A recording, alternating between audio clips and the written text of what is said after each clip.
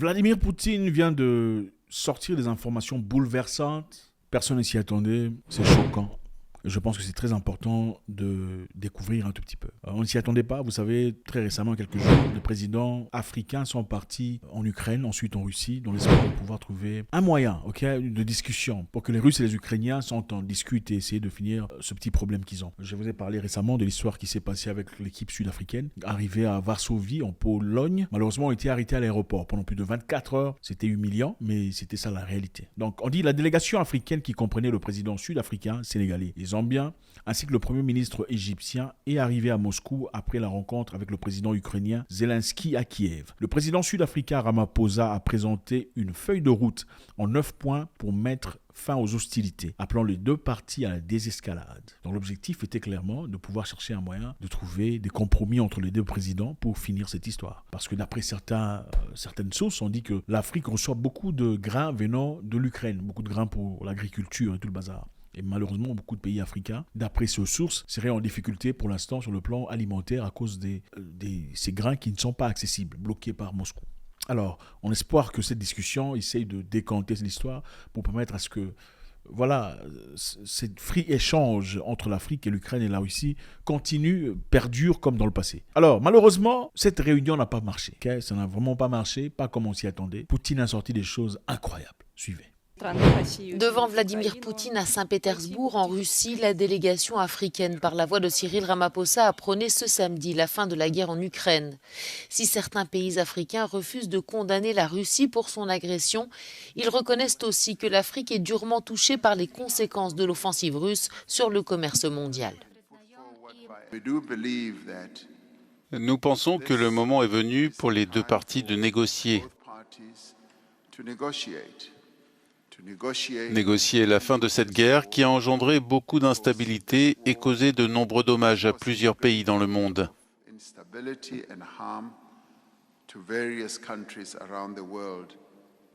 En tant que pays africain, nous ressentons l'impact de cette guerre. Les propositions de paix africaines se résument en 10 points, parmi lesquels notamment une désescalade des deux côtés. Un plan très difficile à mettre en œuvre selon le Kremlin. Vladimir Poutine aurait cependant manifesté son intérêt pour l'examiner, assurant respecter le positionnement africain. Этот проект этого договора был парафирован руководителем переговорной группы из Киева. Он поставил там свою подпись. Вот он. Он есть. Он так и называется. Договор о постоянном нейтралитете и гарантиях безопасности Украины. Именно о гарантиях, о которых вы сказали, уважаемый друг президент Южноафриканской Республики. 18 статей. Более того, к нему есть еще и приложение.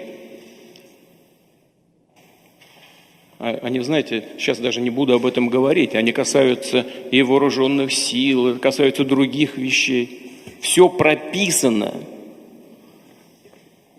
до единиц боевой техники и до личного состава вооруженных сил. Вот этот документ. И он парафирован киевской делегацией. Подпись стоит. Но после того, как мы, как и обещали, отвели войска от Киева, киевские власти, как обычно, делают их хозяева, выбросили это все на свалку истории. Скажем так аккуратно и постараюсь интеллигентно выражаться. La délégation africaine est arrivée en Russie au lendemain d'un déplacement à Kiev, en Ukraine, où ses membres ont eu, selon la présidence africaine, des discussions constructives avec le président Volodymyr Zelensky. Ce dernier a toutefois opposé une fin de non-recevoir à leurs propositions.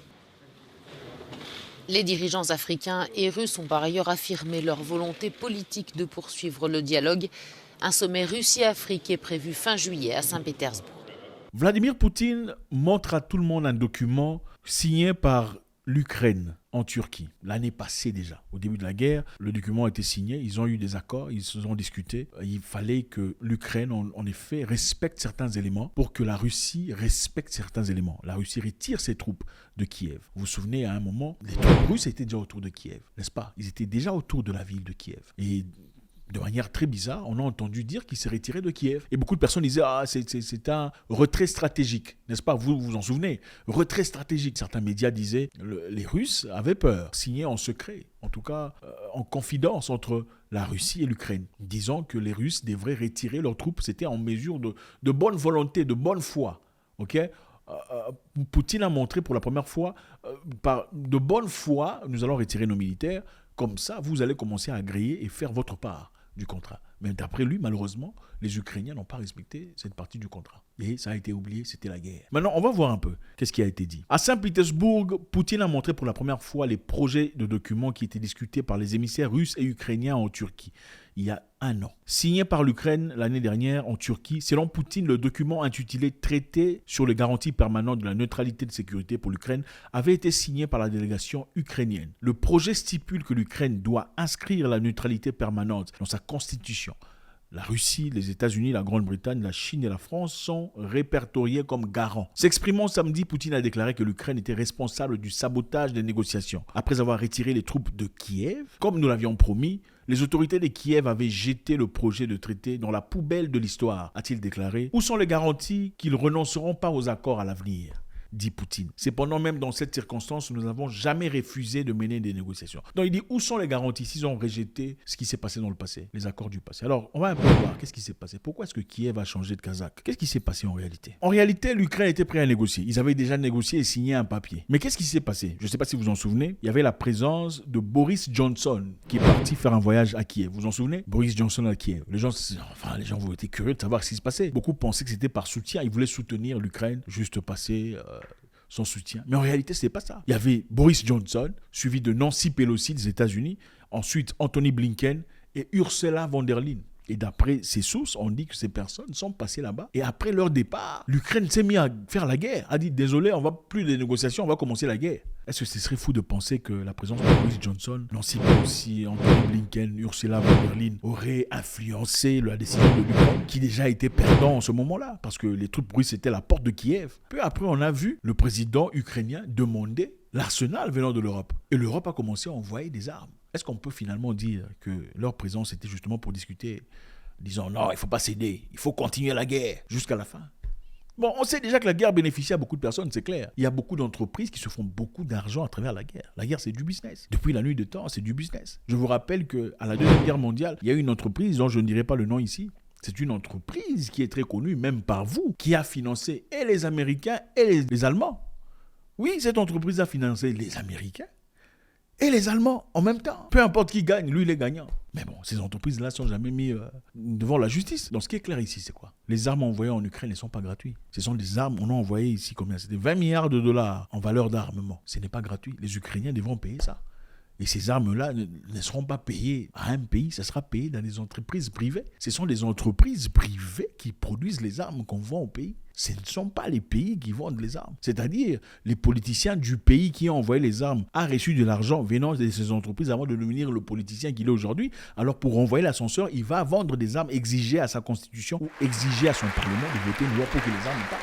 Pour que finalement, l'entreprise qui vend les armes en bénéficie. Vous comprenez un peu? Il y a beaucoup d'entreprises. Il y a Boeing, il y a Lockheed Martin, il y a Raytheon, il y en a plein. Toute une liste d'entreprises qui se font des milliards de dollars depuis le début de la guerre.